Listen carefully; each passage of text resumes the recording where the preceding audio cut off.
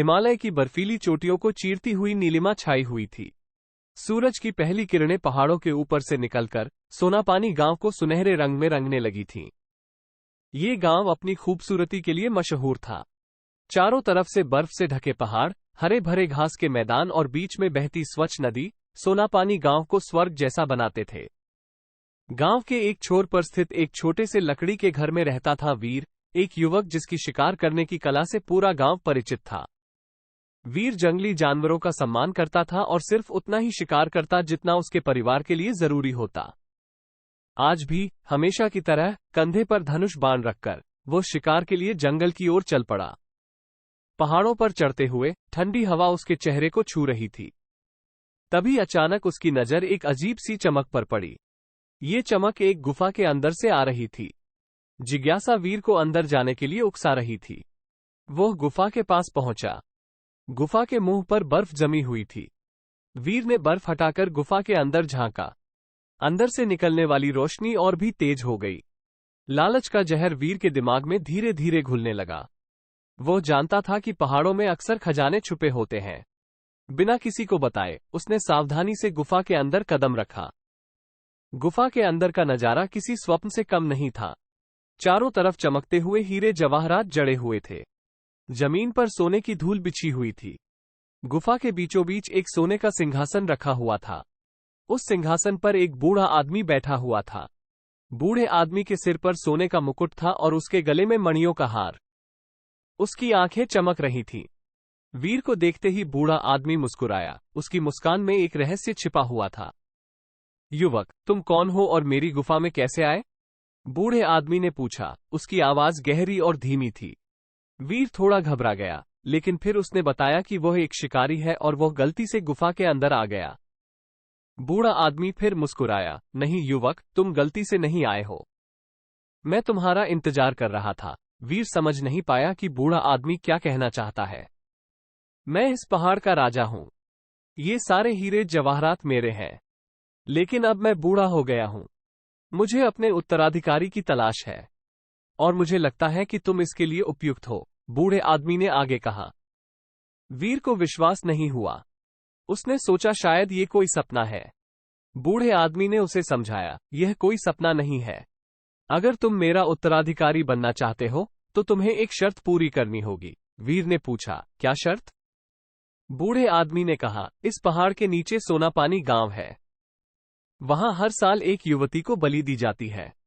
पहाड़ों का राज पाने के लिए तुम्हें इस परंपरा को जारी रखना होगा। वीर स्तब्ध रह गया। उसके दिमाग में खजाने की चमक फीकी पड़ गई। उसकी जगह ले ली निर्दोष युवती की चीखों ने। वो सोच भी नहीं सकता था कि किसी के सुख के लिए किसी की बलि दी जा सकती है। नहीं, वीर ने दृढ़ता से कहा, मैं ऐसा नहीं कर सकता। किसी मासूम की जान लेना मेरे सिद्धांतों के खिलाफ है। बूढ़ा राजा जोर से हंसा। उसकी हंसी गुफा की दीवारों से टकराकर गूंज उठी। सिद्धांत? तुम पहाड़ों के राजा बनना चाहते हो और सिद्धांतों की बात करते हो? ये पहाड़ अपनी रक्षा के लिए हर साल बलि मांगता है। अगर तुम उसे देने से इनकार करते हो तो ये पहाड़ तुम्हें और तुम्हारे गांव को तबाह कर देंगे।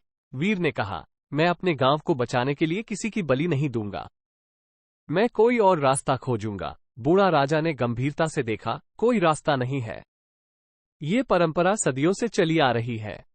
इसे तोड़ा नहीं जा सकता। वीर ने सोचा। उसे पता था कि गांव वाले इस परंपरा को मानते थे। हर साल बलि देने के लिए एक युवती को चुना जाता था।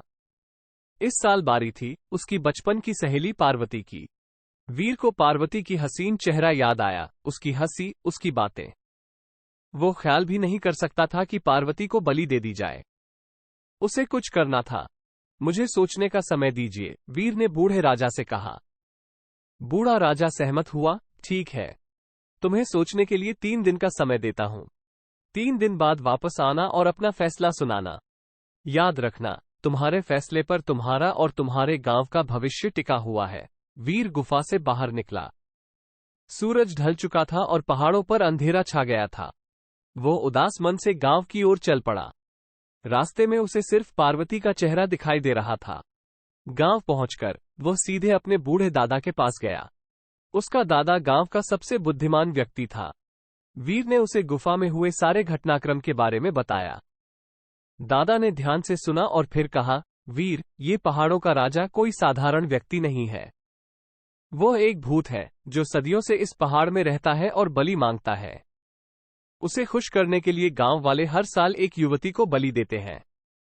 वीर ने पूछा, लेकिन दादा, क्या इस परंपरा को तोड़ने का कोई रास्ता नहीं है? दादा ने सोचते हुए कहा, एक पुरानी कहानी है। कहते हैं, इस पहाड़ में एक गुप्त मंदिर है जहां हिमालय की देवी विराजमान है। अगर कोई सच्चे दिल से उनकी पूजा करता है तो वो उसकी मनोकामना पूरी करती है। वीर की आंखों में एक उम्मीद की किरण जगी। तो क्या आप मुझे उस मंदिर तक पहुंचा सकते हैं? यह आसान नहीं होगा, दादा ने कहा। पहाड़ों में कई खतरनाक रास्ते हैं। लेकिन अगर तुम पार्वती और गांव को बचाना चाहते हो तो तुम्हें कोशिश करनी होगी। दूसरे दिन वीर और उसका दादा पहाड़ों पर चढ़ना शुरू कर दिया। रास्ते में कई मुश्किलें आईं। तेज हवाएं चल रही थीं, बर्फ गिर रही थी और जंगली जानवरों का खतरा भी था। लेकिन वीर हार नहीं माना। पार्वती और गांव वालों का चेहरा उसे आगे बढ़ने की हिम्मत दे रहा था। कई दिनों की कठिन चढ़ाई के बाद वे एक गुफा के सामने पहुंचे। दादा ने बताया कि यही वो गुफा है जिसके अंदर गुप्त मंदिर स्थित है। गुफा के मुंह पर अंधकार छाया हुआ था। वीर ने एक मशाल जलाई और अंदर जाने लगा। गुफा के अंदर का रास्ता बहुत ही संकरा था। कई जगहों पर उन्हें रेंगकर निकलना पड़ा। घंटों चलने के बाद अचानक उन्हें सामने एक चमक दिखाई दी।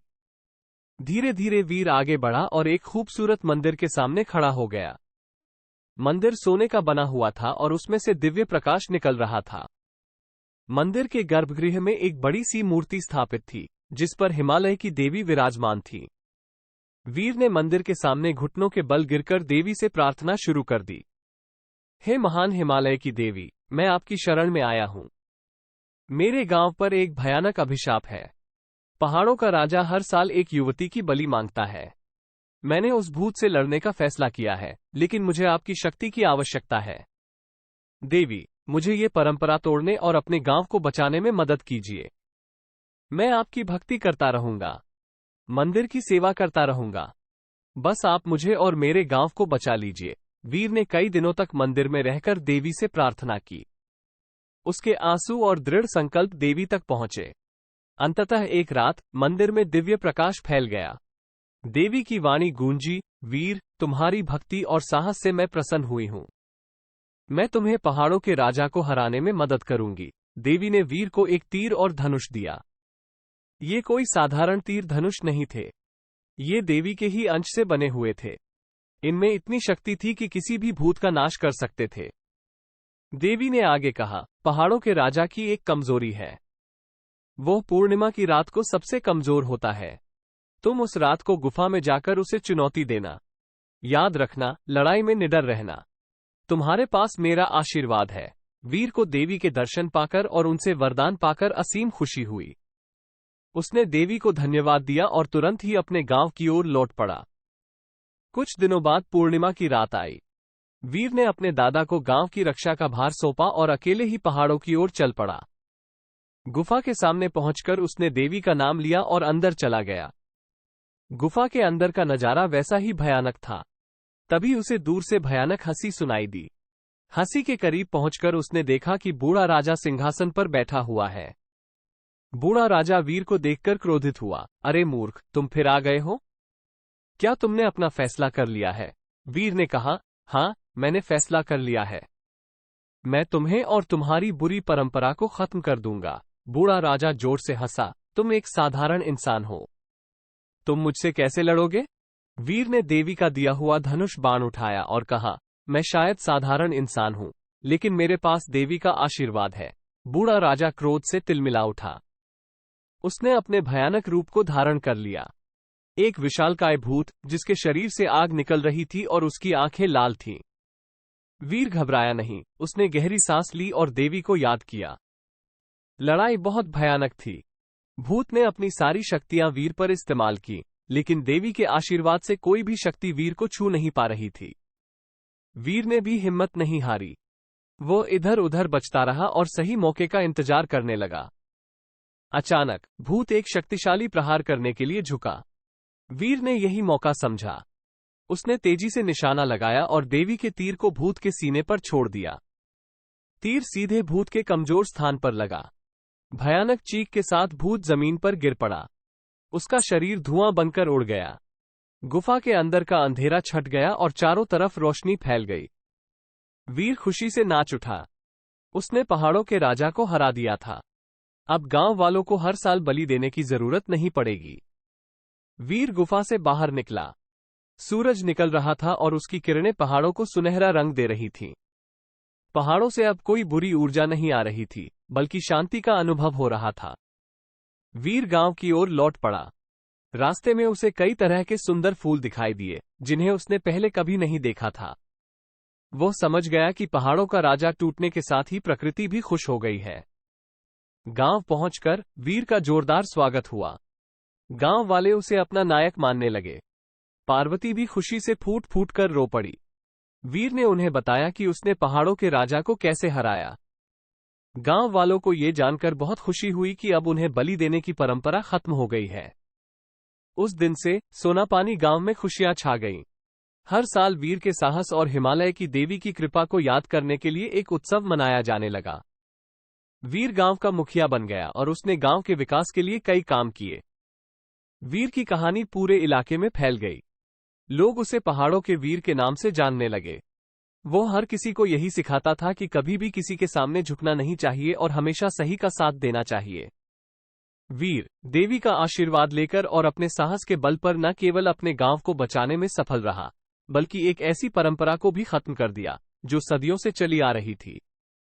उसकी कहानी सदियों तक याद की जाती रही। ये बताती रही कि इंसान की इच्छाशक्ति और भगवान की कृपा मिलकर कुछ भी कर सकती है।